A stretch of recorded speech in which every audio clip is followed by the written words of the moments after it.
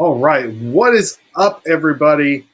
It's your boy Ray, and welcome to another fantastic episode of This Week in Reselling. We're doing something today, guys, that we have never done in the history of the Nashville Flippers. And then that is talking to you from the future. Our guest is from the future right now. You might as well call Dustin and I Marty McFly and Doc Brown because we're flying through time. We're making it done. But let me just introduce my co-host Dustin, my brother-in-law. So Dustin, say hello. How's it going, everybody?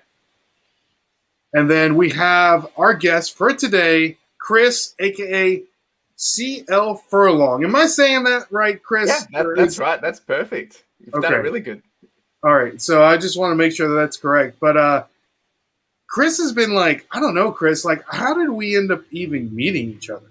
I think I just stumped. Well, so yeah, last year when I was kind of getting a bit more and dabbling more into the reselling, I kind of actually it was probably mid-year last year, probably a year ago. I kind of just found you guys' channel. I think it was on TikTok originally, and then I jumped over to YouTube and yeah, kind of just hanged out whenever I could. But I remember when I was doing my 9-to-5 gig, I remember trying to catch you guys between my lunch breaks and stuff, just because around timing and whatnot. But yeah, so it's just stumbled across you guys, and I've always been in the chat and loved what you guys have been doing. So yeah, I mean, that's a compliment to you guys. Well, we appreciate that for sure, because that's so you initially found us on TikTok. Is that how? I think it would have been TikTok or kind of recommended video on YouTube. It might have even been Instagram, but I remember I specifically found your YouTube videos from wherever it was, and that's how I kind of started to just follow along. And I saw some of your lives, and that's where I think that's where I've had most interaction. I haven't watched a lot of your OG videos or anything. It's been more of your recent stuff. Okay, awesome. Yeah, well, we appreciate it, man. But so let's just say hi to some people in the chat. People are coming on, and guys, if you're listening to the audio version of the podcast, make sure to come on YouTube. We do this every Sunday night, and we have amazing guests that are always going to bring the fire, always going to bring the information from different walks of life. I mean, Chris is coming straight from Melbourne, Australia right now. That's it. And we're talking, I mean, us Hicks country boys here in Nashville, Tennessee are talking to somebody in Melbourne, Australia. I think that's the beauty of the internet. That's it. Absolutely. And it's what time over there, Chris? So it's 11:30 in the morning, which is it's the 20th of September. Yeah. What do you think about that, Dustin? You're that 20th of September. September 19th where we are. It's crazy. It's crazy.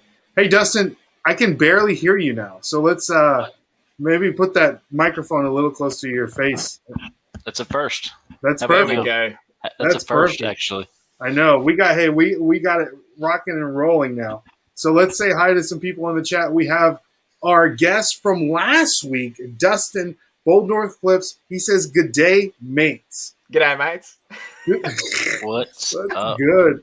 Do people actually say that there, Chris? Yes and no. I think it's probably a bit cliched. Like I'm usually, "How's it going?" or "What's up?" Uncle Wayno, he's down further than me, further away. But yeah, he's a local to me. Uncle Wayno, appreciate you being here, buddy. Yeah, thank you so much, Uncle Wayno. So really cool. And we have our boy Raymond. He usually says hi. How was your birthday, dude? Today, my birthday was awesome. Chris, if you didn't know, my birthday was Thursday. Oh, happy birthday! Thank you so much, sir. And today, actually, my wife took me to a surprise lunch right after church, and we got Dustin was there. All my family was there. We went to this place called Monell's, which is super awesome. I don't know if anybody else has heard of Monell's, but it's this restaurant where it's like in an old house, right, Dustin? Yep, old house. And it's it's like a family style restaurant, Chris, where you sit down. Sometimes you sit down with strangers, like we had a lady that we didn't know, and they just bring out food and you just pass it to the left. Oh, right, okay. Oh, it was awesome. Like I had a really light dinner just because I was still full from lunch. There was nothing bad we ate. It was all delicious. Oh, that's good. You don't want to go somewhere and have a bad experience, Jesus. Yeah, it was great. It was fantastic. It was great. It was everything I could have wanted and more for my birthday lunch. So I appreciate my family for doing that for me. But Chris, let's get down to the nitty gritty, man. I appreciate you coming on. And so you said you found us on TikTok. You listened to, you saw some of our YouTube videos, but I know that you also have a podcast and a YouTube channel. So if you guys want to follow Chris on there, they're down in the description below. His link tree is down there. So all his stuff that he has is connected to his link tree. So check that out for sure. Down in the description in the podcast and on the YouTube channel here on this video. So, Chris, tell us a little bit about yourself, man. All right, where to start? Well, I mean, as if anyone hasn't seen my YouTube, the way I would kind of introduce myself is, I like to run, so running, reselling, lifestyle, and everything in between. So predominantly, I've been on YouTube for a good 5-6 years now. Originally starting with running content, and I've only started doing the reselling content only for the last must be 8 months, 9 months, maybe a bit more, 10 months or so. I've always done a bit of reselling. I wouldn't have called it reselling then. I would have called it kind of like, flipping or whatever, kind of just going to op shops or thrift shops and, picking up something here or there and just flipping it on the side. But I never really kind of did it as a full-time gig that I'm doing now. But a bit of a backstory is at the start of this year, 2021, after what happened last year, well, still happening now, but after, everything that happened last year, it kind of got me thinking, working the 9 to 5, there were so many dreams, passions, and goals that I had in the back of my mind, which was, I've got my own podcast, Further Your Lifestyle, and a few other things that I wanted to kind of just see what could happen. So I took a year off. Actually, I can take up to longer than that. So I'm on a leave of absence to kind of just take a chance on me and see what I can do with all the free time that I've got. And mainly focusing on my podcast, but at the same time, I needed to be able to make some money to be able to, pay bills and make a living. So I naturally turned to reselling being probably the quickest thing where I could make some money from. So I guess I would say I'm a full-time reseller, doing that and then doing the podcasting on the side as well. But yeah, I mean, I think I've been tracking my progress since the start of this year on YouTube. And this is week 30. I'll be on week 37 now of doing that. And it's been a blast. It's been a journey, been crazy. But yeah, I mean, I do a lot of things. I'm into Pokemon cards. I'm into a lot of nostalgia stuff, from the 90s. I mean, ask away. What do you want to know? Yeah, for sure. So what made you transition to making, like you said, running content, which is exercising, running, all that, to doing this reselling content? And I really like, if you haven't seen Chris's videos, he's real analytical, which I really enjoy. Mm-hmm. So he breaks everything down to, like the numbers and stuff. And to some people it may be boring, but to me, it's pretty nice and informational. So Thanks. Make sure to check out his channel for sure, because that's the stuff when you get into the weeds that you really need to know as a reseller, is know your numbers and know if you're actually making a profit or if you're just piddling away money and not even knowing it. Absolutely. So yeah, tell us that transition, Chris. Yeah, so I mean, doing the running content, and I still do the running content. I bring out one running video per week, but I realized I've always tracked my running more as a journey, as a documentation. And I don't like making gear reviews, or I don't like making, the best shoe to wear. I kind of like just, tracking a progress, So when I really kind of found my swing around, how I wanted to do that was when I started documenting half marathon training plans, or my first half marathon, or my first marathon. And my current series that I'm doing for my running content is my first ultra marathon. And that, I just like being able to do the progress updates, because for me, if I was coming into running, I want to see, how do you go from 0 to wherever it is? And in this case, I've already done, the 5Ks, the 10Ks and all that. So it's more of a documenting, and it's not meant to be all about, all the high quality, all this crazy above, I mean, some people think my videos are high quality, and I take that, I really appreciate it, but it's more like a vlog style to document it. So when I came across to, make money from reselling, I'm thinking, well, I have a perfect opportunity here to share, from 0 to wherever I can go. And that's really why I decided to make the transition, was because if I'm going to be spending all my time doing reselling, doing my podcast, I wanted to make my YouTube relevant to my life. And that's why it's kind of running, reselling, lifestyle, and everything in between. So I did a bit of a life update, how I'm doing my running, now doing the reselling. I've started to introduce Pokemon stuff on there. And I want it to be more around, the brand more around, yes, it's about not me, but in some sense, yes, it is me, but more so sharing my journey. People can learn from me. People can, ask questions, or maybe it's not for everyone. And I do jump around to a lot of different stuff. I was a bit scared of going from, cold turkey from running to reselling, but it's turned out all right. I mean, I was able to double my channel size going to the reselling from, jumping across to reselling from the running, but still having that running audience there, rocking up when they do. And a lot of them have enjoyed the reselling stuff as well. So at the end of the day, I'm not there to say this is just running, this is just reselling, but it's me, my lifestyle, and everything in between. It might change in a year's time. So, yeah. That's awesome. So how did you get into reselling? Like, I know that you said that you took a leave of absence from your current job, and you said you wanted to take a chance on yourself. So is that the idea that you had, like, quote unquote, take a chance on yourself? Yeah, it's a good question. So no, the reason I wanted to take a chance on me was, I had the idea of I wanted to build my podcast called Further Your Lifestyle, and that was originally a different brand. It's called Furry. My nickname is Furry, and that was the brand, and that was just selling like clothing or apparel, motivational. And I started that like 5 years ago, and I think, I made more money in my first month of reselling than I did, selling clothing for 5 years on that brand. But my original intent for that brand was always to be community focused, working with people, hearing about their lifestyles, and encouraging other people to pursue their passions. And that's when I realized that, well, if I don't make a change, because I don't have any time, I'm working, 50, 60-hour weeks for someone else. And, the time that I did have, I was just not motivated to do it. So I was like, I need to, rip the Band-Aid off and just like see what I can do. I originally was going to take 6 months. I've extended it to a year, and I'll probably end up extending it more.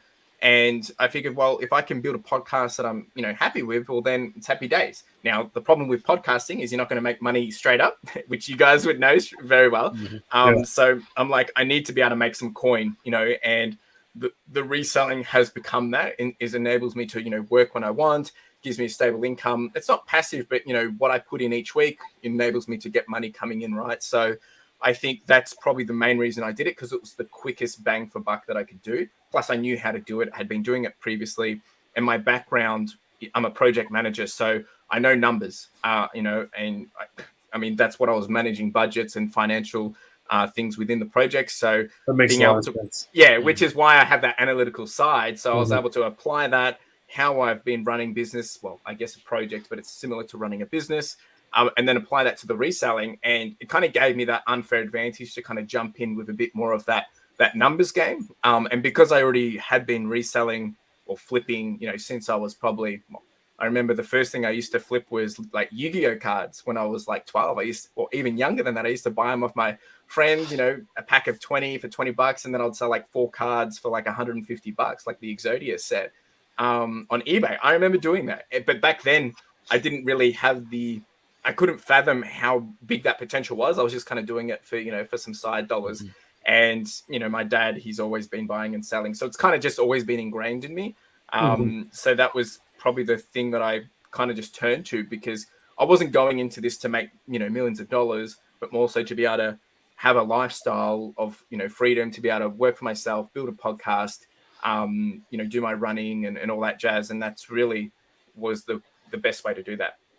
Nice. Yeah, that's awesome. That's a lot. That's a lot, man. And so I know, like you said, last year everyone's perspective kind of shifted. So that's good that you're willing to do that and get your podcast up and running, and using reselling to just kind of easy up that financial burden that you may have by taking the leave of absence on your job. So, and I just want to clarify, everyone, like, I'm not telling people to just quit their jobs and go do reselling and you can just make lots of money. But I was in a situation where I ran the numbers and I could live off my savings for a long period of time, and I don't have a family to have to support. I still live at home, and things like that. So circumstances, it all just made sense. If I didn't do it then and there, then I would probably regret it later. And the worst thing is, if I fail, well, I've just learned a lot and I can go back and get a job anytime, right? So that's the basis of it. I just want to be very clear on that for people. No, we made, Dustin and I make it a point to where like we've had plenty of people come on the pod and just people that we talk to that if you want to be a full-time reseller, just change your occupation full-time to something different. Make sure you know the numbers and know what you have to do to, or like continue to live the lifestyle that you live. It's like if you need to sell $140 a day, make it to where you can sell $40 a day to pay your bills. Just don't quit cold turkey. Exactly, because it can be hard sometimes. Yeah, for sure. So let's say hi to some more people in the comments. We have Bill with Collectible Bills is in the building. And then we have Boozer M, a.k.a. the freaking reseller. He said, "Oh, what is that? Hello. Well, hello. That's probably more British or English, but Aussie, oi, oi, oi. That's definitely Aussie, yeah. They excuse our ignorance as Americans for, saying like the cliche things. So, but yeah, so let's get into our next segment on the show, Chris. Overrated, underrated, which is a lot of people's favorite segment on the show, where we give you 10 subjects and you let us know, in your opinion, if they're overrated or underrated. 5 having to do with reselling, 5 having not to do with reselling. I'm sure that's improper English of how I just said that. But before we get into that, Chris, have you ever sold any Funko Pops before? Actually, yeah, I sold one yesterday. Listed it and sold straight away. Boom. That's awesome. What was it and what you sell it for? It was a Star Wars. I probably sold it too cheap, to be honest, but it was Star Wars Wobbler from, I think it was 2018, a Boba Fett, and it was I think it was a pure white Boba Fett, so I can't remember the model. Anyway, I had got it from some promo way back, so it didn't really cost me anything, and listed it for. Had it for $49, but I had them paying shipping because I know that, it can be a bit of a pain in the butt if you're not getting it packaged right. So I want them to pay up for the postage. So they paid, I think it was about $13 postage. And they gave me a best offer of $40. So it sold pretty quick. Happy to move it along. The others weren't really selling much more. I think the highest I saw was around 59. So $40 plus the $13. Yeah, it's all good. Plus, we're probably going to talk about a bit later about being in lockdown and sourcing. So I just have to be able to, get things moving, get things ticking over in the store. So we'll talk about that later. Yeah, for sure. So I know what you can get. Exactly. So one of the reasons why I brought that up is because we are sponsoring our sponsor. Poppin' Off Toys is one of the leading providers of Funko Pops here in the Nashville area. We actually had Wes on the pod several weeks ago, and he started his business out of his man cave and has grown to a website, to a brick and mortar store, and he has direct connections right to Funko. So if you use the code Nashville Flippers, you can actually get 10% off of anything in the store. They have stuff. They have it all, guys. You can pre-order your Funko Pops that are releasing. I know they just released a lot. There's a lot of Pixar collectors out there. They recently just released the new Monsters Inc. Funko Pops that are coming out. So you can actually pre-order those. You can pre-order the bundle, or you can pre-order them individually, which is super awesome. And you can, for Christmas, they do a lot of those, what are they called, Dustin? Those calendars? Advent calendars. Advent calendars. Yep. Chris, I didn't know if you knew this, but they have Funko Pop Advent calendars. Really? Yes, sir. I don't know. I'm trying to find one. But I know for sure there is a Pokemon one. Oh, yeah, there it is. Oh, yeah. Okay, cool. Yeah, so here is a Harry Potter one. So those are pre-ordering right now. You can go on there right now and put in the code Nashville Flippers and you get 10% off. So I don't know if they send stuff to Australia. I may want to ask Wes if you want one of those. I was going to ask you that. I was going to they're shipping to Australia? I don't know. Probably. I'm sure. But they have great reviews. One of the things that they specialize in, like you said, Chris, is that these are Wes is a collector of Funko Pops. So he makes sure that the Funko or anything from his store is shipped mint to your door. Yeah. So that's really important, like you said, the shipping. And this was so important to him before he could figure out how to ship the stuff. He was driving these Funkos to people's doors when he first started off to make sure they came in mint for an extra $10 fee. He doesn't do that anymore, but he has been committed to that. So if you guys want to purchase anything Funko related, make sure to go to Popping Off Toys and use the code Nashville Flippers, and you'll get 10% off. Nice. So without further ado, overrated, underrated, and then the freaking reseller wants to know if Ray or Dustin's beards are overrated, underrated. They're getting there. I would say they're. What would you say, Dustin? I say underrated. Underrated. Okay. Mm-hmm. So, besides that, Chris, the first one, overrated, underrated, in your opinion? Tams. Oh, mate. You didn't know it was coming with that fire, huh? So, well, I think it depends because to me, yeah, they're definitely not overrated. But I wouldn't say they're underrated because they're kind of bread and butter items for myself that we would normally have. But okay, so depending, I think when it comes to all the different real flavors, quick, Chris, and I don't mean to interrupt you. But all the flavors and all that, they're overrated. But if it's just the standard stuff, they're underrated. Like you people just wanna... that may not know what a Tim Tam is. Oh, okay. Can you describe it for us? Yeah, I guess it's kind of like it's not wafer, but it's kind of like just a chocolate coated biscuit. Usually there's a filling in the inside. And that's why I like just keep it simple, stupid, just chocolate or plain or dark chocolate. Mm-hmm. Once you start putting all these like fairy floss or marshmallow stuff in the middle, that's overrated. You say fairy floss? I don't know. Don't quote me on that. There's some really weird and wacky ones, but just keeping it simple, plain. They're just chocolate bickies, really. I don't know what you would compare them to. Oh, this one says fish and chips and Scotch egg. Would you there's some weird compare stuff. that to like a Kit Kat kind of? In a almost way, it's not wafer. It's kind of it's probably I don't know. And I don't know. I can see I've got some other Aussies in the chat now. So it's Drew and Sarah and the Disgruntled Octopus and Uncle Wayno. Mm-hmm. Oh, let's go. Okay. Yes, they Drew all Sarah, know, good to see you guys. They all know Tim Tams, but I don't know what we would compare them to because they're not kind of wafer. They're just really just double coated chocolate because it's like chocolate coated and then in the middle it's like chocolate as well, as you can see there. It's not wafer, but it almost is. But it's crispy, like a cookie?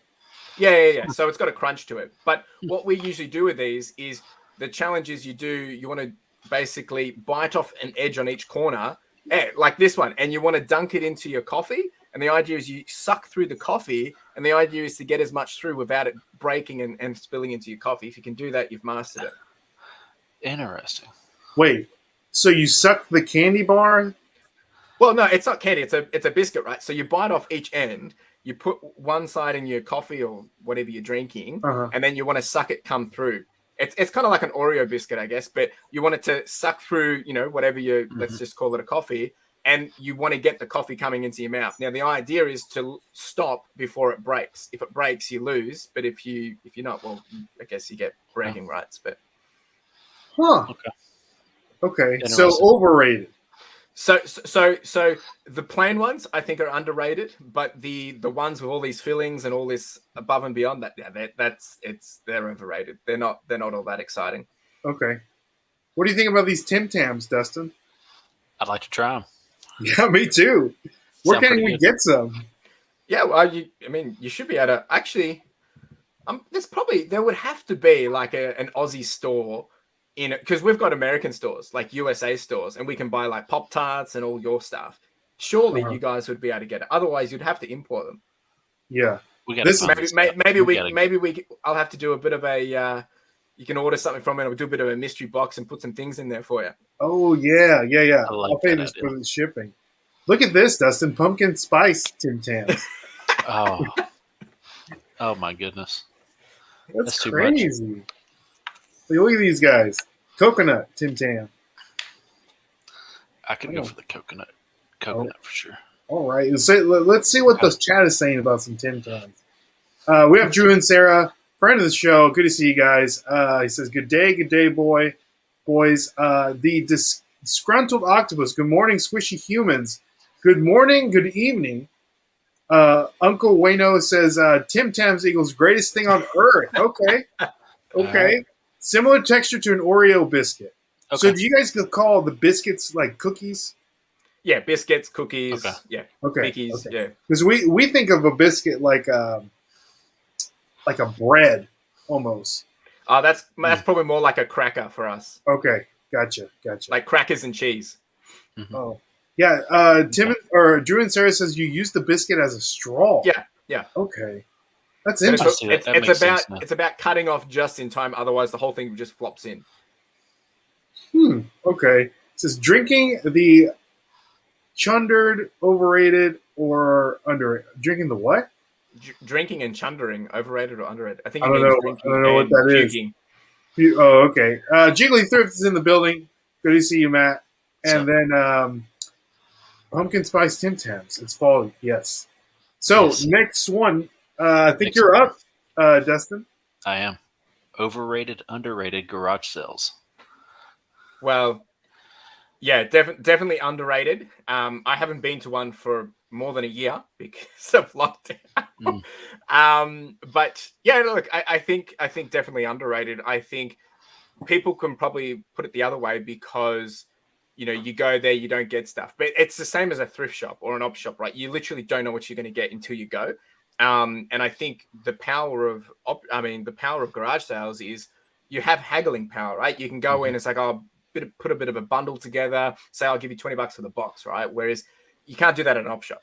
Or a thrift shop. You might be able to if you've got a relationship and say, if I buy a lot, can you do a discount? But that comes with reputation or comes with you rocking up every day for the last 6 weeks kind of thing. Whereas a garage sale, paying cash, that's going to do. Definitely underrated. Yeah. Okay. I like it. And that's a common thing there too. Is yard sales, garage sales. Well, yes, it has been. Not for the last year though, because we were not allowed to go to people's places. But different states, where depending where it is, yeah, definitely 100%. That's where you want to get the stuff, and a lot of the time you can end up getting a lot of the freebie stuff as well when they just want to get rid of it. 100%. Okay. It's the way to go. Nice. All right. Okay. Next one. Number 3. Overrated, underrated ramen noodles. Underrated. And my girlfriend will be proud of me because she introduced me to these a while back, and I had no idea what they were. And I think if you've been having them your entire life, obviously, of course you're going to love them. But for someone that hasn't, would probably think that they're overrated. What's so good about them? But then now that I've had it, I'm like, I'm happy to have it anytime. And we're talking. I think Dustin is referring to maybe like the cup of noodles. Any ramen noodles. Because I know there is a difference between. Yeah, no. So I've had both. I've had it, the cup of noodles versions, or I've had the stuff, cooked, fresh in store. And either way, I'm pretty happy with them.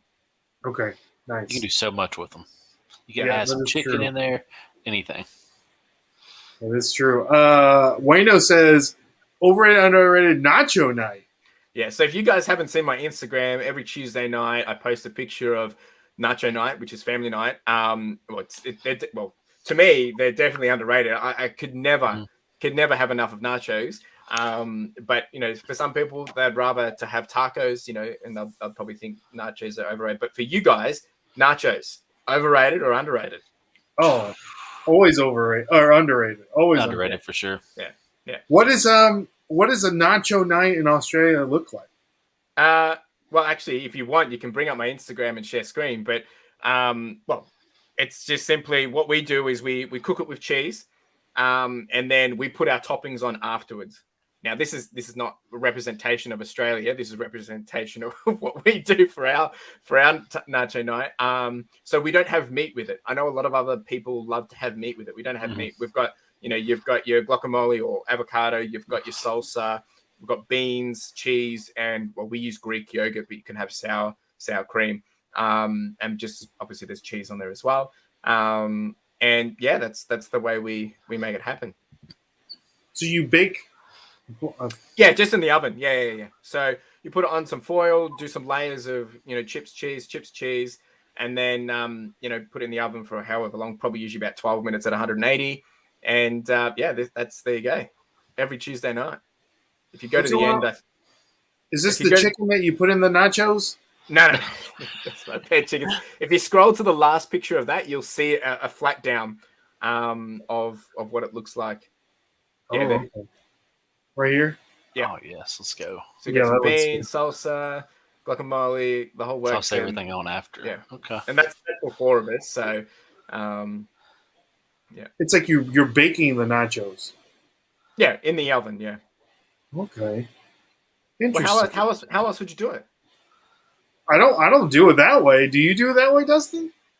I know I think we just, basically toss the toppings on the cheese on top of that. And as the Yeah. toppings, say like the meat or something's hot, Oh, so it you melts don't- the cheese on top. No. So we get the chips with the cheese, and you have the cheese melting while because it's in the oven. So then you want to be careful though. You don't want to get like chips that have flavoring on them as much Yeah. because that burns really quick. These are just plain nacho chips, like corn chips, and then you have the cheese on it, and then it does wonders. Yeah, don't have to go in long. We're gonna have to 10, try 12 this minutes. out because That's thinking, actually 'cause sounds like a good idea. because you think about it, you get to some where there's hardly any cheese on it, and you just don't want it. Yeah. The way they're doing it, you get cheese evenly coated everywhere. Yeah, because we do a layer of chips, cheese, layer of chips, cheese. So you kind of it's- get like double whammy. Yeah. It's like a nacho casserole. Yeah. Yes. Yeah. I like it. Yeah. All right. All right. So next, overrated, underrated. Next one up. Thrift stores, or in your case, off stores, Op shops. off shops. Yeah. So they're traditionally known as opportunity shops. Okay. But we do have some thrift shops, like they're called thrift stores or thrift shops, but we call them op shops or oppies or go into the op shop. We don't call them opportunity shops. Like that's come on. So it's either thrift shop or op shop or oppies. Okay. So sorry, are they overrated or underrated? Look, I think if you were going down to specific brands or franchises, you could probably start to get into a bit of a overrated kind of business. But I mean, to me, they're all underrated because it's the same as garage sales, right? I mean, you can go in 3 times a day and you might get nothing, or you can go in 3 times, different times, and you can get something good each time. So I think it really, really depends. I think people don't appreciate. So a good example would be the little church ones, with the little old ladies, they're underrated because you probably go in there and maybe, 9 out of 10 times you might not get anything, but it's that 10 time, they've got something, that's just 50 cents. And it's like, the biggest bolo item there is kind of thing. And I've done that. Well, I picked up a calculator for $2.50 and I sold it for, I think it was $139 the next day. Let's go. I knew it was worth a lot. I didn't know it was worth that much. But you just, if that was at a, Salvation Army or one of our Vinnie stores, so there's some of our local ones, they actually look it up and they'll probably be pricing it around $60, $70. They might put it 50, but even at 50, you probably still buy it and flip it, right? But at $2.50 in and you're getting $140, $140 back, you're laughing. So definitely underrated. I think there's some other stores that I'd probably say are overrated just because prices are a bit too crazy. But underrated. Yeah, for sure. Yeah, all right. Move on to the next one, Dustin. On to the next one. Overrated, underrated. Kangaroos. Well, look, I think living here, I would probably take it for granted. So I'd probably say overrated. But for anyone, outside of Australia, they would be underrated because you have no idea. So when I see kangaroo, it's like, oh yeah, cool, like whatever. But for someone, that hasn't, or like, so my girlfriend, she's from the Philippines, she's only been here for, not as long as me, obviously. So seeing wildlife, it's a bit more exciting, right? Because you haven't seen it before. So, but I think they're pretty cool. You don't want to mess with them. And I think depending on circumstance, yeah, definitely, maybe for me, maybe a bit overrated, but I think for everyone else, definitely underrated because you don't really understand. Like, I don't know if you've seen some of these boxing things. Yeah, man. Some of those kangaroos are all like beefed up and steroid up. So I think, in this case, you could probably say do not underestimate a kangaroo. But, the ones that most people would probably see are they're the ones that are at zoos. So they're a bit kind of, okay, whatever.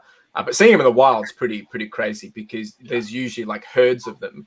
And, if you hit a kangaroo while driving, like your car's screwed. Like you're basically riding it off. Like so these kangaroos are just hanging out like they do, I guess, deer here in the States. Yeah, so Okay. 100%. And I've just seen Uncle Wayno. He said kangaroos are definitely underrated. Better with cheese and sauce, though. So yeah, you can eat kangaroo as well.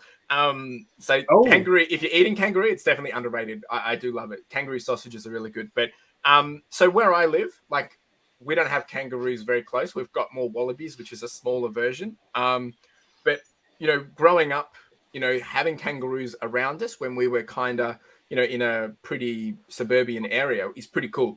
But now it's kind of like for me to find a kangaroo, I'll probably have to drive, 20 minutes to find them wild. But it kind of depends where you live. So I'm 60 kilometers from Melbourne. So, you're not going to see them that often because I'm in a suburban area. But then again, like I know places that, are probably closer to Melbourne, but they're closer to bush. Just because they back onto it, and they'll have kangaroos every couple, every day. They'll see them just walk past or whatever. So it kind of circumstantial. So I think it'd be surprising. You'd be surprised that I could live where I'm living, and people are amazed that's around me. But for me, I'm like, what the heck? This is like suburban. It's like nothing crazy. But people are amazed of just the parrots I have around my place. But it's not that exciting. You said parrots? Yeah. So we got Like a the lot of bird? parrots. Yeah. They're just hanging out? Yeah. But they're closer to the city as well. It's not unnormal, but for a lot of people that don't necessarily, because I've lived out, further from city, like CBD my entire life. So to me, it's all I know. Whereas if you've lived in the city your entire life, like in an apartment, seeing that kind of thing is like, whoa, really? Wow. Like I've got chickens and that surprises people. Like, yeah. That's crazy. So these kangaroos do they get into like people's trash and I don't know, you know what I mean? Or they're like, nah, like they're not bullies? usually doing. I've never had that issue. I know they can be a bit protective if you've got if you've got dogs and stuff, and if you're on a bit more land, there could be a bit of friction between the kangaroos and your dogs or whatever. But unless you see a lot of this stuff where these guys, kangaroos punching people or attacking dogs. It's territorial, right? If you're going to go annoy something, then of course it's going to fight back. But most of the time, the biggest danger for them is cars. So if you're driving, and if you're not keeping an eye out and you hit one, you're done. Like your car's done. Like they're brutal in terms of strength. So crazy. It's pretty. That's insane. insane. It's pretty good. So what does kangaroo meat taste like? It's probably like it's a lean meat. And that's probably the best way to say it. It's leany. And the flavor, it's not really. I don't know. I don't know how Is many. it gamey like a deer or? Well, I haven't had deer. Look, it is gamey, but like it's a leaner. Like it's high in protein, but it's quite lean. I'm willing to eat a kangaroo. What about you, Dustin? No? Possibly.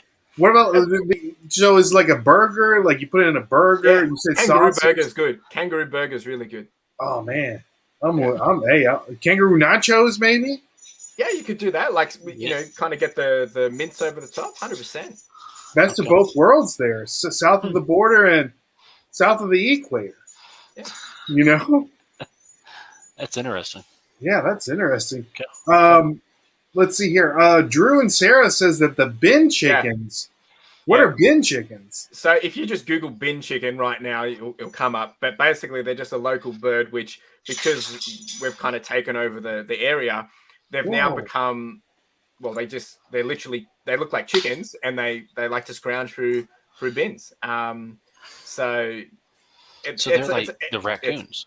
They're raccoons. Well, yeah, kind of. Yeah, Okay. I guess they're our equivalent to raccoons in that sense because they are. You'll see them everywhere, and they're just getting through the bins. They've learned how to open them, push them over, get in there. You guys, they do not like the bin chickens. Yeah. Well, when you think about it, you come out in front of your house, and all your stuff scattered everywhere, and they've just gone through it. Mm-hmm. Wow. There's a lot of memes and jokes about these guys. They're harmless. Interesting. That's interesting. I'm learning a lot today. And they're ugly too. They're like vultures. Yeah, they definitely they're not cute like chickens, but they kind of horrendous. Wow, they're like pigeons almost. Like half pigeon, half vulture, half. Yeah. Yeah. Well, yeah, they're probably annoying as pigeons because pigeons are always, taking your Mhm. scraps. But these things have, well, you can see their beak, right? You don't want to muck around with that. But like, they don't attack you. I've never had that experience. I don't want to say that they don't. But they're probably more scared of you than you are of them. Yeah. Wow, I'm Pretty learning sad. something new every day. This is After every question, we've learned something new. I know it's great. We have Glenn the Swamp Picker. He says hello. Good to see you, Glenn. What's up, And Glenn? and then we have let's see here. Bin chicken tastes like garbage. That would make sense, right? Because that's what they're eating. I don't think point. anyone's eating them. No. And then WikiPeak says, "What about them Titans, baby? Let's go. Let's go. Titans won today, Chris. So pretty good game." Okay. And then It's stressful. the amazing Jess is in the building. Good to see you, amazing Jess. So next, overrated, underrated. I don't even know, where did we leave off. Oh, kangaroos. Okay, thrift stores. Your turn, Dustin. Oh, I put thrift stores on here twice. You did. What'd you mean to put there? I can't remember. Go ahead and go. Go to number 7. Okay. Overrated, underrated. Harry Potter movies. Okay, I'm gonna say. Well, I haven't seen them, so I'd have to say overrated. Then. Okay. I haven't seen them either, Chris. So, They're so but great. I want to see them. I've just never sat down and binged them. I'm more of a Lord of the Rings kind of guy, so Okay. yeah. I mean, I can't say it, but because I haven't seen them, I think naturally I would think overrated because I'm definitely not, let's go see it. Yeah. Okay. Nice. Okay. Overrated, underrated. Free shipping on items that you sell on eBay. This is a good one. I did a whole video on this. So I think free shipping is overrated. Like if as me as a seller putting free shipping, I think it's overrated. I don't think it's going to do all the. Yeah, I think depends on the item, right? 100%. Like people putting all free shipping, yes, it might help with things, but I think it's a bit overrated. And I learned that about 5-6 months in. I did a bit of a video on it, and I started to shuffle it up and. I've actually had a lot more luck with putting postage on it because I think it's a psychological thing around people. If you price something at $30 with free shipping, someone's going to come give you a $20 best offer when the postage would have been about $9. So then you lose the $9. Whereas if you price something at $20 with $9 postage, they're like, okay, they can see the value of postage. They get it. They understand that that's how much it costs. So they might offer you $15. You pay postage of $9, but here in Australia, you can get discounts. So that $9 would have been $7 to me. So I get a couple of bucks back. So I work out to the price I would have actually, potentially would have got. So that's the way I've played it. I do free shipping on like DVDs because, they're cheap as chips. But yeah, I think free shipping is overrated. Nice. Okay. Do you ever? It's the majority of the stuff that you sell. Where is it going? Well, it's all local. Like probably Victoria and Queensland would be my two biggest. And probably maybe one every 40 sales is probably international. And what do you do when you sell in? Like, do you go through the eBay global shipping program, or is it like international sale? I just use international through Australia Post. It's linked with eBay, so like all the pricing all comes up and calculates, and I then get discounts being a business owner. So what might cost them $36 cost me $24 or something. Yeah. Okay. Nice. All right, usually international though, because our currency's crap. Their $50, is nothing. So like to me, I'm like, sweet, I'm making $50, but it's only cost them $30. So gotcha. Yeah. Mm-hmm.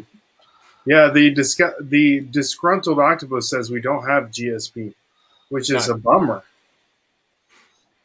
That's unfortunate. Yeah, that's a bummer. Yeah.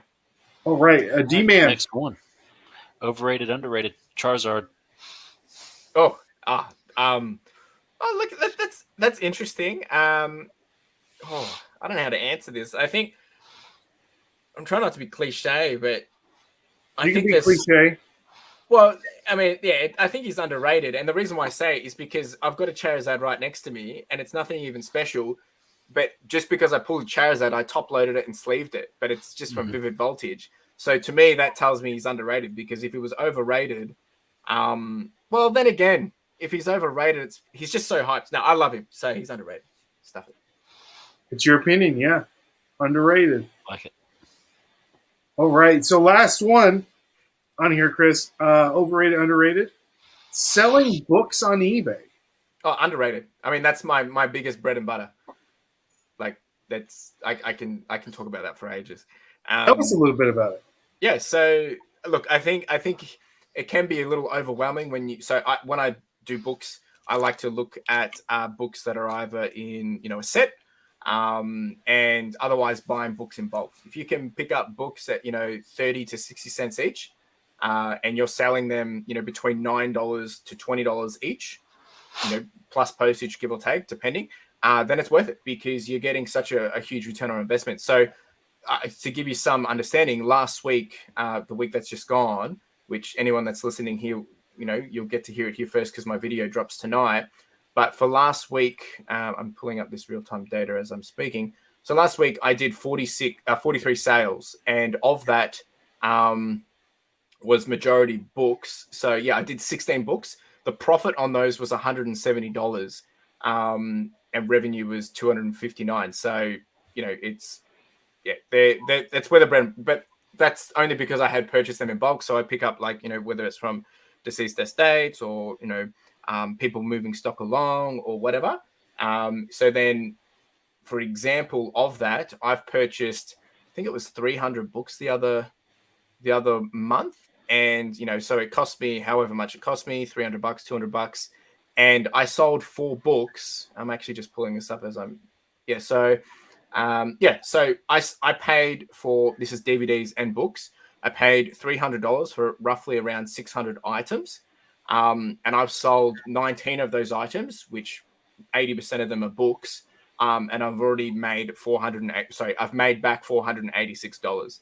And that's because some of those books, so when I work it out, average cost is around 67 cents. And some of those books I've sold for $45 each. And if you sell, 3 of them or 6 of them, it starts to add up quite a lot. That's awesome. We need to start getting into selling books.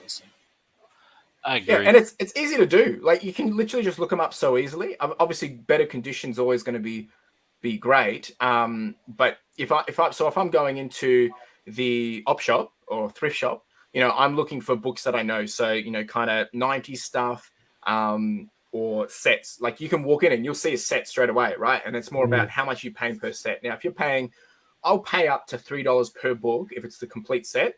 Because usually on eBay, if I know that set's going for, $180, well, then it's worth it, right? And I'll pay up 30, 50, 40, bucks because it's a nice buy-in and you're still going to get your money back. But, if you're going in and they're selling, kid you not, I'll go into some op shops or thrift shops and I can pick up a Harry Potter book for $1, $2 and I can flip it for $20. But you go into some op shops and they're selling that Harry Potter book for $20 because they know that's the value of it. So obviously you're not going to do it. So you need to know your numbers. And that's only by research and understanding. If I'm getting offered 400 books for $100 or $200, 50 cents a pop, if I know they're pretty good, quality, I don't even have to look at them. It's pretty guaranteed that you can get some good stuff out of there, right? Like vintage books. So I've sold books from 1937, 1927, knew nothing about it, no comps, listed it at $59 and it sells straight away just because great condition, vintage, people collect that stuff. So I think it's definitely underrated. People need to just be willing to do some research, take some time and see what you can find. Nice. I know the amazing Jesse, I know that he's asking, where do you find all your books? You said you buy the majority of them in bulk. And I want to add on to that question. When you're looking for these books, if you're, I don't know, if you have Facebook Marketplace or wherever you're looking for these, bulk books, is there any specific books that you're looking for that are, like the ones that are like, okay, I have experience selling these books. I know these sell good, these will not sell good. Yeah. Just tell us a little bit about that. So to be honest, I've actually never purchased books off Facebook Marketplace. I've only done it through network, or recommendation, other people saying, oh, this guy's trying to offload, or it was from a connection of a deceased estate or whatever. But yes, if you're looking on there, I think the first thing to even see if it's worth your time is what's your cost price, right? Before you even get into it, because, if you know that they're going to be between 20 cents to, I'm speaking Australian, right? It's 20 cents to 60 cents, and you know that, well, okay, if you sell 10 for $20, right, you're going to get $200 back, right? And if you're paying $200, then it's probably not worth it. But if you're paying real cheap, and that's your buy-in, well, then you've kind of got it's a good risk versus reward, right? But when it comes to certain types of books, I mean, for me specifically, I don't really have any set. Like, I kid you not, I've got books from your usual stuff of Lord of the Rings, your Game of Thrones. Some big ones here is Goosebumps, Choose Your Own Adventure. But then I've got novels, like just random novels, which are from the 90s, stuff that's 90s, 2004, or sorry, up to 2004. They usually do pretty good because it's that era of that, or it's our age that are now purchasing that, and they're trying to, repurchase their childhood. Anything vintage, like stuff that was on, you could only purchase it via infomercials, like, on TV, buy the whole set, pay this much. They're limited run. Like, you can't get them anywhere else. Those kind of books do all right, but only to a set buyer. I would stay away from encyclopedias unless they're before 1970, because they're just mass produced. But kids' books do all right. I mean, it's very hard to say. I don't want to say just go buy these books, because depending on which version, which edition, it kind of changes it. But I would always say, if you can get hardcover books, first editions, and you're paying $1 to $2, you can't go wrong. Like, you fun. Like, I've picked up Stephen King books for $4 hardcover, Dust Jacket, looking pretty good, first edition, and sold it for $60 within 48 hours. Let's go. But like, so if you know your names, I think the advice is, if you know authors, if you know stuff that you would pay for, that's what you look for first. Like, if you're a Star Wars fan, you know what the vintage Star Wars books are worth. You'll be willing to pay $10 for a novel, from Heir to the Empire, because it's not printed anymore. Like, if you pay $10 for it, someone else is going to pay $10 for it. So, if not more. So, if you can get it for $1, then it's worth it. So I think a lot of the time we have our own answers, and then as you go through it, you can explore. You walk in, if you see a picture on Facebook Marketplace of box of books, $20, and there's 50 books, do the math. It's like, okay, I'm going to make my money back. If you can see a couple of the pictures, or if they can tell you, Star Wars, or, sci-fi, or novels, or might be gardening, or might be cooking. I've sold a few cookbooks for $40. Like, I'm not saying that every cookbook's $40, but, I think all it does is see a picture of something, look it up. If you're going to get your money back from one book, the rest of it's gravy. Yeah, those are some great tips for sure. Yeah, I'm gonna start looking at books next time I'm at the op shop. Absolutely. Yeah. And books would be the best to get from garage sales. Like, I kid you not. Like, because they just want to offload it. They take up space. Yeah, and just move them along. Yeah. So Picker wants to know: do you ship anything outside the country? I know we talked about it a little bit, but so I have, like I said, usually once a week, I'm doing about 40 to 50 sales a week, and one of those will be international. I kid you not, I sold a Fisher Price, The Adventures of Castle or something, 1994. It was a Viking battery ram, literally about this big. And it was actually just an extra toy that was in a bulk lot I got. So no cost to me. And I've had it listed for ages for $15 and $9 shipping to Australia, hoping someone would basically just, offer $9 with $9 shipping, $18. Someone came out, he didn't actually make an offer. I saw someone looking at it, so I made an offer of $10 to them. I didn't realize that person was international. They paid $10, and then they paid, I kid you not, $29 shipping, or no, maybe it was $39 shipping to Germany. Wow. And that went out yesterday. This morning I sent it, and they purchased it yesterday. So yeah, 100%. I've sold books. I've sold actually, some of my best sales have been international, which we're going to talk about a bit later. But but not much. I mean, I do try and put a few more things international if I know things are a bit more sought after. Then 100%. Like, if they're vintage toys, or collectible items like watches, I've done international quite a bit. But I don't try to just sell international. I only try and do international when it makes sense. And I've had to learn of what makes more sense, because our postage prices international are ridiculous. Like, seriously, to send 450 grams, it's between $20 could be up to $20 to $30 depending on your location. So that could deter a lot of people. But if people are looking for a set item, well, they're willing to pay that much money because the currency exchange is pretty good coming to Australia, right, from US or UK or Europe, right? So, you've got to weigh it up. I think if you are selling international in Australia, you need to make sure you've got your measurements and weight right so that people are seeing the right price. Otherwise, it deters them big time. Yes. Yeah, that's all great information. So, Chris, I appreciate you answering the overrated, underrated questions for today. And that brings us to our next sponsor, the coldest water, Chris.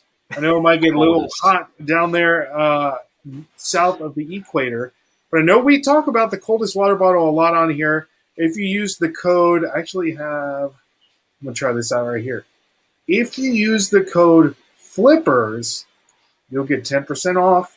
Wow. And Dustin actually discovered this, 2 weeks ago, Dustin? I believe so. It was they sell a pillow that actually you can purchase, and it's the coldest pillow. But I actually found something new, Dustin, on their website. Something new? And I know that Chris loves coffee, so you can now buy the darkest coffee on the coldestwaterbottle.com and use the code FLIPPERS, and you'll get 10% off. Are you a big coffee? Yeah, coffee fan, Chris? Yeah, 100%. I got coffee right in front of me. I wonder what kind of coffee this is or where it's coming from. But if you guys like coffee, you can now get some coffee and put it in your coldest water coffee mug, and it looks like it comes from Colombia and the Congo. So there you go, guys. Use the code FLIPPERS. And you'll get 10% off the coldest water. Bottle.com. So, so I know, Chris, we're getting down to the nitty gritty here. I don't want to keep you on too long. So we're going to kind of do a little bit of a rapid fire. We have some questions that we really want to get answered. So if we can kind of, do a little rapid fire questions and answers, that would be great. So I know you said Australia's on a lockdown. Yep. Tell us a little bit about that and how it is being a reseller, sourcing, finding things to sell on eBay. Just tell us a little bit about that real quick. Yeah, so not all of Australia is in lockdown, fortunately for those that aren't. But half of Australia has been, and Melbourne being the longest, and then Melbourne being Victoria being the longest, and then New South Wales or Sydney being the second longest. So I think we've passed like 240 days of actual lockdown. And what I mean by lockdown, if people don't realize, is usually that means there's a curfew. So you can't leave after 9, can't go out before 5 a.m., 5K radius, and exercise limits outside of 2 hours. Can only leave your house for, up to 5 reasons, whether it's, to get vaccinated, to do this, health, get food, or if your job can't be worked from home and things like that. So that's been on and off over the last, year and a half. Last year was pretty brutal. This year we had the first half. It was all, happy days. It was cruisy. And then we had another outbreak with the Delta. And now we're not even getting mass cases, and I'm not going to go into those kind of details because it's kind of just crazy, but it's all circumstantial. It's all different for everyone, but so it is what it is. It's a bit out of our control. So we're just working towards the lockdown here in Melbourne. Actually just got extended till, a release of, or a change of that will open up from the 26th of October, but then we'll be free again from the 5th of November. So with that in mind, to answer your question, how have I been managing it? Well, fortunately enough, I had some pretty good bulk deals just before we went into this recent lockdown, which kind of kicked off at the end of August. So, I had been purchasing stuff on a weekly basis. Wasn't always necessarily listing as aggressive as I have been in the last, probably 2 months. But prior to that, I had quite a lot of backlog, which worked in my favor. But I've probably got about 450 to 600 items left from my bulk deals, which that's probably been the best way to do it. And the thing with that, though, is it's pretty boring. Like if you're just listing DVDs and listing books, like it's it's boring as heck. So, I've done a bit of online, retail arbitrage as well, purchasing things, or maybe on eBay, buying other things and separating out and selling. Because we have the 5K radius lockdown, it's pretty hard to kind of go out to other people's places, and you want to be careful just because, you don't want people complaining or whatever. So I've picked up a couple of things locally, just some, boxes of DVDs for $10. And it just gets you some bread and butter items or some fresh stock or something exciting. It's kind of like thrifting, but no, it's really just over online or bulk deals around. For me, it's just been, there was a deceased estate through a connection. So I was able to get that. That happened during lockdown. So I'm fortunate to do that. But I know a lot of other people are, doing a lot of the, purchasing, whether it's bulk clothes or vintage shirts and things like that. I haven't dabbled into that yet because I haven't had to. So my approach to it has been, well, because I'm really numbers generated and, really harp on around how I'm managing my budget is, well, I'm not purchasing a lot. So I may as just let my OPEX, grow. So when I do come out of lockdown, I can kind of cash splurge, or I can, offer some more money for people for bulk deals. So at the moment, I haven't had to source as much. Like, if some things have come up and people have said, oh, you could get this, I'm like, do I need it? No. I am probably getting to the point close to October, November, where it's going to start getting tight. But how I've been managing it is, so I do 15 listings per day, every day. What I've been doing is, I'll alternate it. So some days I'll do 5 new listings and 10 sell similars, or like relists, or, one day I'll do, 10 new items and only 5 relists or sell similars for items that have been sitting in my store for 90 days or something. And that, that helps get a few more sales. I do notice that if I'm not doing as many new listings, views kind of drop a little, but it's been working out. Like, I'm still averaging around $850 per week in revenue. So it's not too bad, but, I've had weeks where I've done, 1,700, and that's just from, these random items.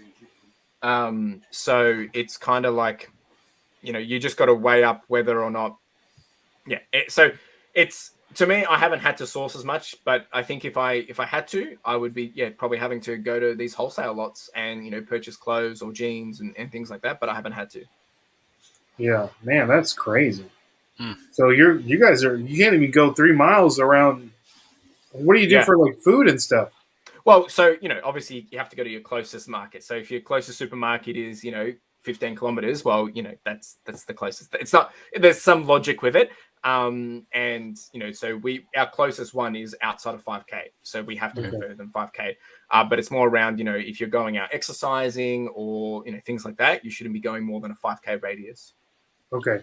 Gotcha. Yeah, you definitely don't want to catch one of those bin chickens or whatever you call it and grill those puppies up. No. So look, it's annoying and frustrating, but we've done it so long, like I'm pretty used to it. Unfortunately, I haven't had to be impacted because I've had stock quantity.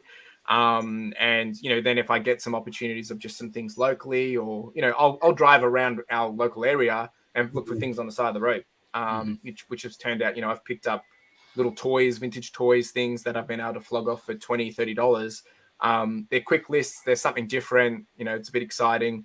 So yeah. Okay, nice. So next question we got here, Chris, and you share the love that Dustin and I also have for Pokemon cards. Tell us a little bit about that adventure. We've seen your coffee and cards videos on your channel. So just tell us a little bit about your Pokemon collection, man, and how you got into collecting, and do you sell the Pokemon cards and like all that good stuff? I see a VMAX Pikachu there, I believe. And are those do they have Australian cards, or is that more an American card, or how does that work? Yeah, no. So I think, the only separation is, Japanese versus, the rest of the world cards. Okay. So yeah, it's all the same as you guys. But look, how I got into it, I never had them as kids. We weren't allowed them, but it, as I've gotten older, I've always followed the hype, I guess. And I think, last year with everything that happened as well, the hype started to pick up. So I started to just kind of interest in it. I actually purchased, which I know we've chatted about before, these Vivid Voltage boxes as an investment, to sit on for a while. And then I've started to, now that I've had more free time, I've started to dabble a little bit more just to see what would happen. And I kind of went down the rabbit hole of spending too much. It's a lot of fun. Don't get me wrong. Absolutely love it. So kind of what I've been doing is just been on a weekly basis is just doing some coffee and card streams just to hang out with people because we've been in lockdown. Mhm. And that's why I started to do it more is me to learn, have some fun, give away some cards, just to really get a different mindset. And because I can't thrift, it's the closest thing to that, that adrenaline rush. And now I've just started to enjoy it more and more. I have no idea about a lot of things, but I'm learning. And I think the reason why I got so excited more so is because actually for my birthday, which is next Saturday, the 25th of September, I'm doing a charity live stream. And I've donated actually one of these Vivid Voltage boxes to that stream. Oh, wow. And I've sold off all the packs in advance and, for like $25 a pack. And then the Delta price after, shipping them out to the purchaser will be donated to a local charity. And I did that more so just because, well, I wanted to have some fun doing it. I figured, it's my 30th birthday, so it's a bit of a milestone. Can't really do anything else to celebrate in lockdown. So it's kind of like, how can I make this a bit more exciting, give back and whatnot? And, it's a bit of fun. Like I have so much fun doing it. So I've been doing those live streams actually to just practice, to learn, get into the vibe and get the groove. And now I've kind of, probably can't really see it too well, but down there I've got like my little setup. So I've just started to do a bit more, and I've actually then started a little side series called the Pokemon Fund to bring myself down a little bit and try and just build my own collection or, see if I can flip some cards, but using it from the self-sufficient funds from buying and selling those cards. So at the moment we're in the negative of about $69. But I've got some cards that we managed to pull last week with the people that were doing it with me. So I would donate those cards to those people if they are basically random chance kind of thing. But then they can choose if they want to take the cards or give them back to me or whatever. And we did pull this guy from Evolving Skies. Nice. The gold card, which is about $70. I haven't sold it yet, but when I do, we're going to do half of that will go into my Pokemon Fund pool, and the other half will go into the charity thing as well. So, it's been a lot of fun just getting people involved and whatnot. And that Pokemon Fun series is, more so for me to learn, not spend so much money, and right. just have some fun. Yeah. I think Dustin and I have actually, we're like, oh man, it's hard, man. Cause it's like, oh man, I want to open a ton of Evolving Skies, but then it's like those green cards. It's like, oh, I don't know if I need to buy so many of them. Not only because the pull rates are so hard, yeah, and then the 25th anniversary cards are right around the corner, so it's like I want to save my money to get all that stuff. 100%. I can't wait for this set. So I've got pre-orders and everything, but I've had to stop. So that all happened. I pre-ordered all this stuff before I did the Pokemon Fun series. So now I'm kind of just trying to slow down and just pull myself back because, it's a lot of fun, but at the same time, it's quite expensive. And I want to make sure that I can, let it last as long as possible. And what I'll probably do is when I get monetized on YouTube, I'll probably start to use some of that to, buy some of the cards for the content rather than, just using all my all my expenses. Yeah. I heard that. How close are you to getting monetized on YouTube? What do you need, the watch hours? I need 60 hours, basically. 60 hours? So everyone in the chat, jump over and start a playlist, please. Help me. Yeah, dude, we'll get it by the end of the week for sure. Yeah, we'll get there. So we got a good question on here that popped up. He says, how are you guys able to sell clothes on eBay? I've been an eBay seller for a month.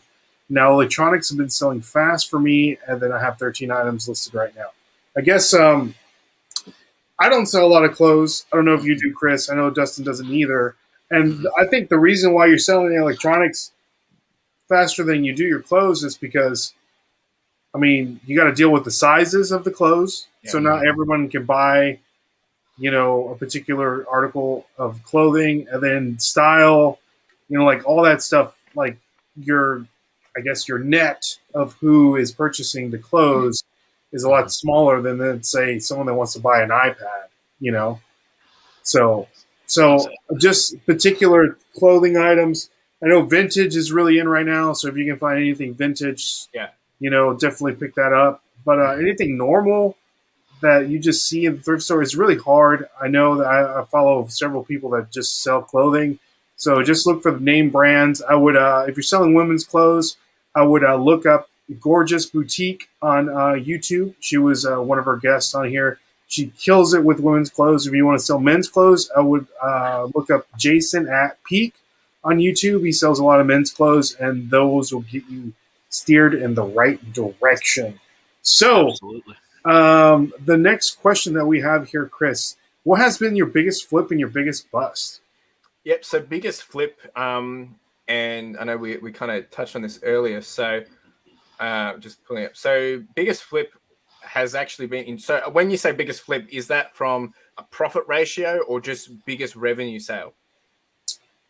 I would say profit rate, net. Yeah, cool.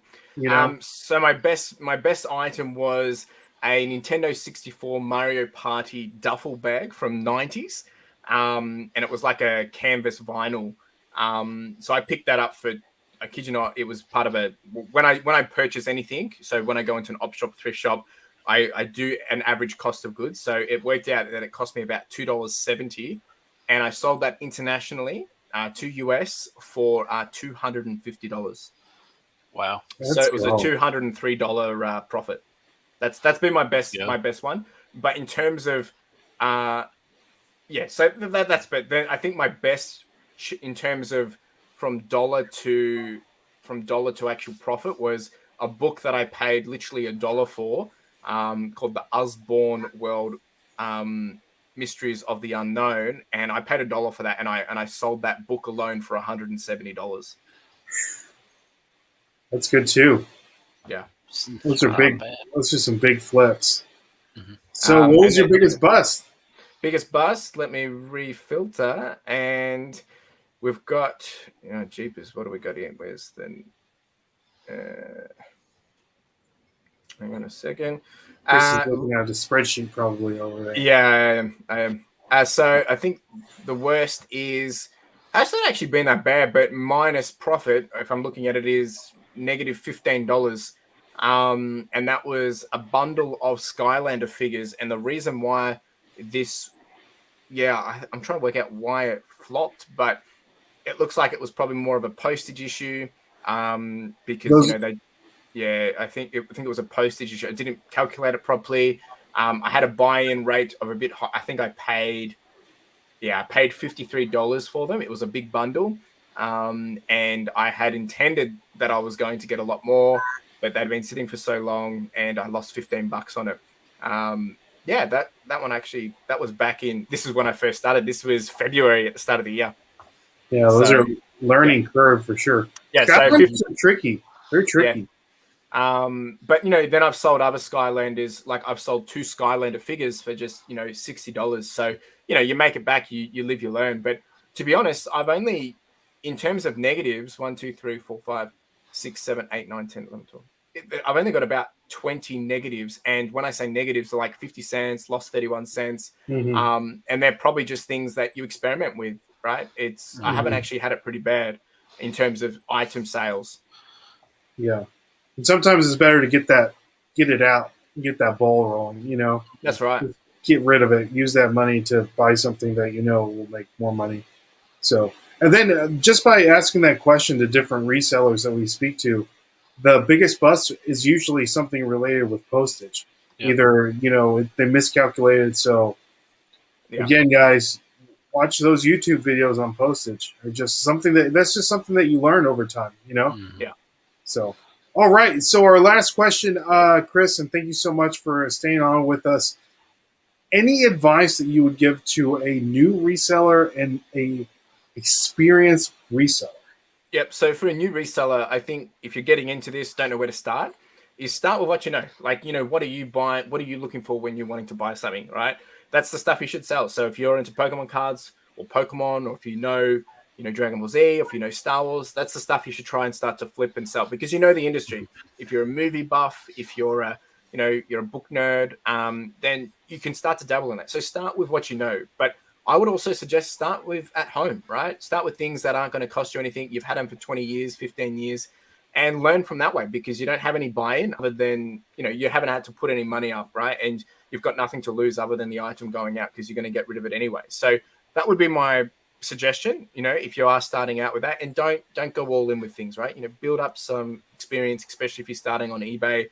you're going to have to learn, it's different wherever you are, but learn the different, the postage, the fees, all that jazz. So you start to realize how much actually is coming back into your pocket. And I predominantly sell on eBay, so that's why I'm referring to that. But, that's what I would suggest. And then for an experienced reseller is, I think my best advice would be know your numbers, right? If you've been doing it long enough and it took me about 4 or 5, I'm a numbers guy. I track the numbers, but review the numbers, understand where you're bleeding, what's not working, where you're, maybe it's the 80-20 rule, maybe 20% of your revenue is coming from 80%, or is it 80% of your revenue is coming from 20% of your items, right? So what's your time worth, right? So if you can get some good data and understand what's working and what's not, then you can start to play it. And for me, I've been doing it this is my 9th month in. And when I first started, my margin levels, I mean, they're not too bad. They were sitting around between 48 and 46%. But in the last couple of months, I'm now sitting around that 60 to 70% margin, is because I've learned so much and I've been able to buy in bulk, and I get discounts because I'm, sending so much in the mail. Once you hit certain tiers, you can get discounts. So leveraging those kind of things, you're not having so much fees, or you're not having to pay as much out of your own pocket. You're learning how to package things better. You're learning how to recycle, upcycle, not having to buy brand new stuff. That would be my thing, is know your numbers. And I learned the hard way. I think it was the first 4 months. What I was doing is, I'm getting good profits. I think for the first 4 months, in terms of profit on paper, I did, just shy of $4,500. But then when I got to the end of the financial year, I was like, where's the cash? There's no cash in my bank, because you're paying it all forward. You're buying stock. So I read a book called Profit First, which, it's not for everyone, but what it enabled me to do is it basically helps you break down how you're spending your money. So every time I get paid from eBay, X amount of that goes into OPEX, what's my operating expenses, X goes into what's going to owner's pay. Some of it goes away for like a bonus dollar amount. Some of it goes away for tax, and you can have more categories or whatever. But that has enabled me. That means that for the next week, I only have $400 to do postage, to do new stock, any expenses. And then you can learn from that, because then you can see, well, what's costing me the most? Oh, I realize that my postage is so much. Okay, well, you have to send your items out, so you need to make sure you have money for that. So you don't go sourcing that week, right? And it helps you just learn the ins and outs of your business a lot better, in terms of what's bleeding, what's working, what's not. Do you really need to buy those things? Do you really need stock? Because a lot of the time we get so excited, and I know you chatted about this last week, Ray, about how you just buy so much, but you're not listing. So if anything, as you can tell, all these. So lockdown for me has been a blessing in some disguise, because I've been working through death piles that I've had for a very long time, and it's forcing me to list, because I can't go out and purchase stuff. So it's been good in that sense. But once you've been in lockdown for months and months and months, to get out and do a thrift, you need to itch that scratch. But what's the name of the book again? Profit First. Profit First. Okay. Yep. I listen to it on audiobook, but it's a quick read, easy. You get straight to the point, and then there's details further down. It's an American book, so like it's really relevant to you guys. But he takes you through what to do, how to do it, when to do it. Whether you're a small business, big business, you can. I'm not doing everything to the dot. I've done things and taken it how it makes sense for me, and it's made my life so much easier. Drew and Sarah have done the same thing. I recommend it to them, and I know it's helped them as well. And it's been key. I'm so glad I did it when I did, because being in lockdown, it's enabled me to actually build up so much more, I guess, cash reserves, because I'm not spending. It's only really, postage expenses and, just a couple of operating things around, printer or whatever, which means it's going to enable me to have the right amount of dollars when I get back out to it, rather than just, So that would be my advice. Know your numbers and, do a bit of research with that. Fantastic. That's awesome. So, Chris, that concludes this episode of This Week in Reselling. Thank you so much for coming on.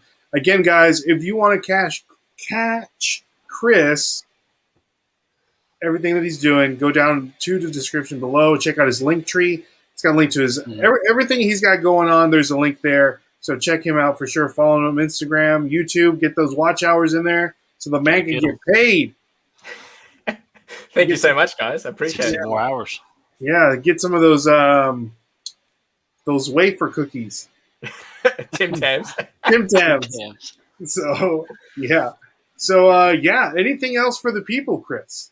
Look, I think whether you're getting into reselling or, I'm all about people pursuing passions. I think just go for it, right? Give yourself a bit of a chance. If you can allocate some time a week and see what you can do, right? I'm not saying go quit a job or do something crazy like that, but, allocate some time, time box it. If you love running, put some time away each week. If you love reading, put some time away. If you want to start a YouTube channel, if you want to do a podcast, if you want to do reselling, allocate some time and allocate a budget and go for it. Just see what you can do, learn.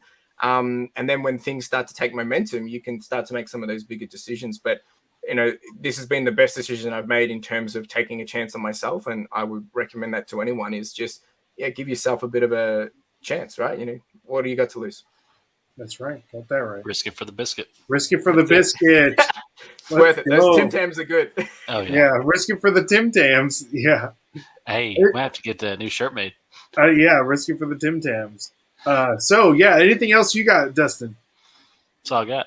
That's all Sunday, he got. Oh, Titans won. Let's go. let's go. All right, guys. So thank you so much for joining us. Again, make sure you subscribe to the podcast This Week in Reselling. Leave a 5-star review so it brings us up in the algorithm. And subscribe to Chris's podcast. What's the name of the podcast again, Chris? Further Your Lifestyle. Further Your Lifestyle, wherever you can get podcasts, I assume. So yeah, it's YouTube, on Spotify, it's on Google Podcasts, it's on Apple Podcasts, all the great places. Nice. Further Your Lifestyle. Yeah. Nice. So that brings us to the end, guys. So my name is Ray. My name's Dustin. My name's Chris. And we'll catch you guys on the flip side. See y'all. Flip side. Cheers. God bless. Peace. Peace.